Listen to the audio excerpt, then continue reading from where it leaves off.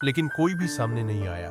राजा एकदम निराश हो गए। एक दिन एक बुढ़िया ने आकर कहा, महाराज, मैं आपके पुत्र को ठीक कर सकती हूं। राजा ने आश्चर्य से कहा, तुम?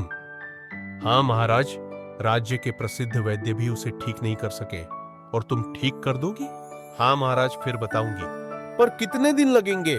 अभी नहीं बता पाऊंगी महाराज। तो आपका बेटा शीघ्र ठीक हो जाएगा। मेरा सहयोग? राजा ने पूछा। जिस तालाब के किनारे राजपुत्र पागल हुए थे, वहां मेरे लिए एक झोपड़ी बनवा दीजिए। झोपड़ी से कोई 100 कदम दूर आपके अनुचर छिपकर रहेंगे एवं मेरे निर्देश पर कार्य करेंगे। बुढ़िया बोली। राजा ने अनुचरों को आदेश दिया कि वे बुढ़िया के निर्देशानुसार कार्य करें। बुढ़िया फिर बोली, लेकिन महाराज, आप अपने वचन को भूल मत जाइएगा। मैं तो आपके बेटे से विवाह नहीं करूंगी, लेकिन बदले में आपको अपनी बेटी का विवाह मेरे बेटे फकीर चंद से करना होगा। उस बुढ़िया का फकीर चंद नामक एक बेटा था, इसलिए सब उसे फकीर की मां कहकर बुलाते थे। लेकिन फकीर एकदम पागल था। बीच बीच में घर से भाग जाता था। वह लंगोट धारण करता था और सारे शरीर में राख मल लेता था। जब घर वापस आता तब दरवाजे पर खड़ी मां के सामने उछल उछल कर नाचता। उसकी बात किसी को समझ में नहीं आती थी।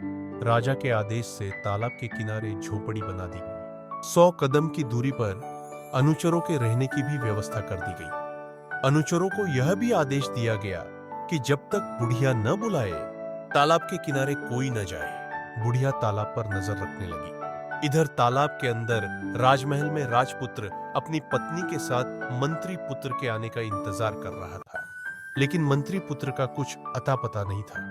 उस दिन की घटना के बाद लड़की एक दिन भी तालाब से बाहर नहीं निकली थी, लेकिन भाग्य का लिखा कौन जानता है। एक दिन दोपहर को भोजन के बाद जब राजपुत्र सोने के लिए गया, वह लड़की मणि हाथ में लेकर तालाब से बाहर निकली और इधर उधर देखने के बाद पक्के घाट पर बैठ गई। बुढ़िया को इसी अवसर की प्रतीक्षा थी।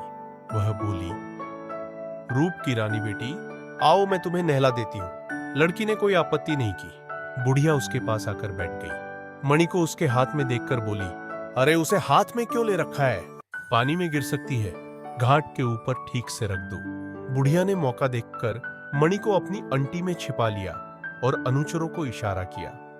अनुचरों ने लड़की को पकड़ लिया और उसे राज दरबार में पेश किया। लड़की को देखते ही राजपुत्र बोल उठा, मिल गई, वह तो मिल गई।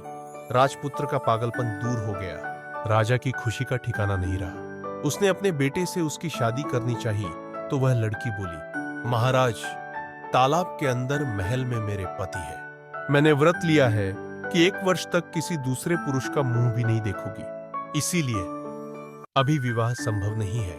यह सुनकर राजा उदास हो गए, पर कोई उपाय न देखकर साल भर तक प्रतीक्षा करने का उन्होंने निश्चय किया।